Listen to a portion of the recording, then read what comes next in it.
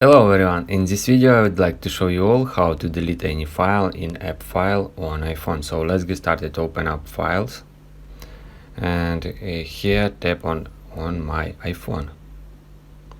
Here as you can see I have one file. I want to delete it completely. So hold and press, then in very bottom you will see delete. Tap on delete, go back to browse, and here you will see recently deleted. Tap on it. Here as you can see this file, we again hold and press and then tap on delete now.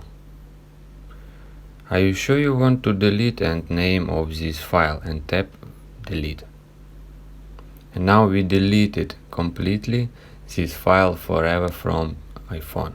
If you guys have any questions, let us know at the comment below. If not, don't forget to like and don't forget to subscribe.